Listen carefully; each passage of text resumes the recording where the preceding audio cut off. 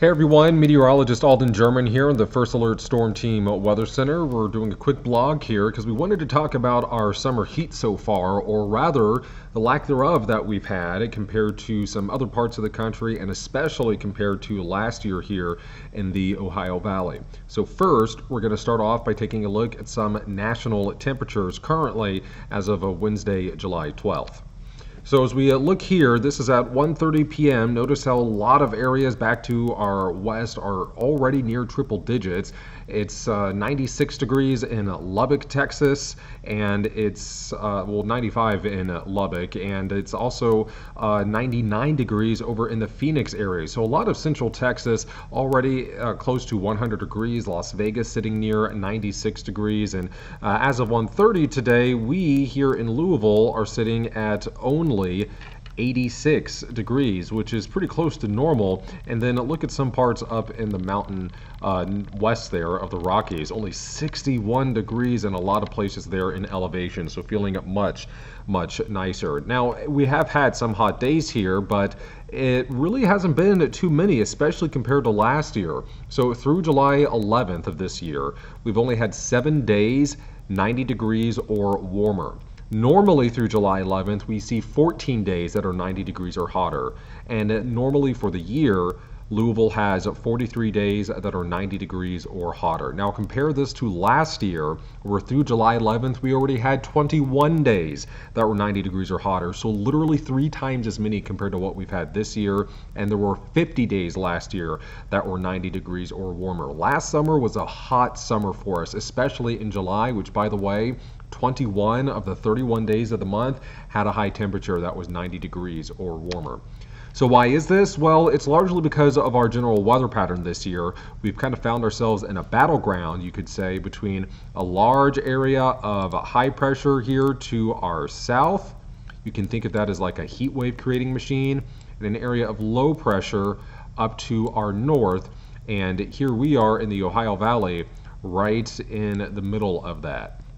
So we call those areas of high pressure ridges and those areas of low pressure troughs. And right here in Louisville, we're kind of in a northwest flow, which means we're neither really hot or we're neither really very cool, but we are under something that people would call the ring of fire. You know, you hear about that often in the Pacific Ocean with the volcanoes. Well, here for us, it means you have a whole bunch of high heat down here, but along the jet stream, which is that line of white arrows there, you see a lot of storm systems that kind of ride up and over the ridge. You see very active weather there usually.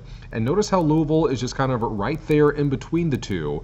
One kind of wins over the other for a brief period of time. So notice by Saturday, July 15th, we see that trough kind of take over a little bit more.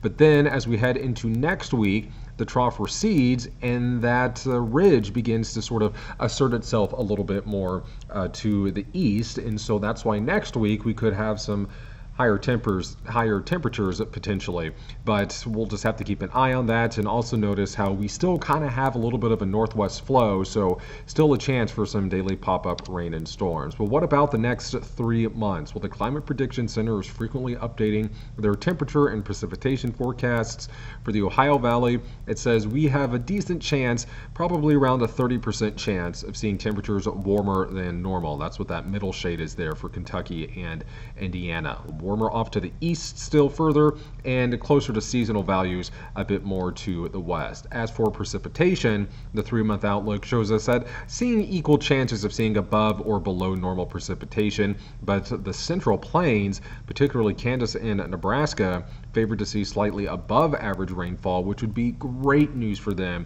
as they have been suffering from a very bad drought that ruined their summer wheat crop. Now, looking a little bit shorter term, weeks 3 through 4, so July 22nd through August 4th, we're probably going to see, or at least we have a better chance of seeing, slightly cooler than average temperatures. Again, right around that 30% range for the Ohio Valley, which means our temperatures would be a little bit cooler than our average of 89, so maybe finding ourselves in the middle 80s.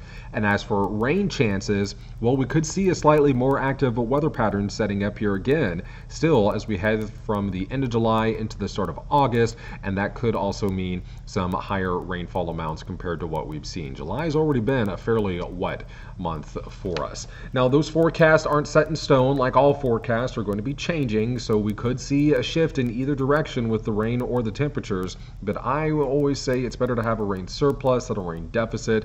Last year was a hot summer. It was a dry summer too, which impacted crops. It impacted the Ohio River, and it also impacted the tree foliage come the autumn time. When the trees are really hot and stressed in the summer and they're not getting a lot of rain, that dampens the leaf color that you can see later on. So there's your blog for today. I'm meteorologist Alden German, and be sure to watch WHAS 11 News. Have a nice day.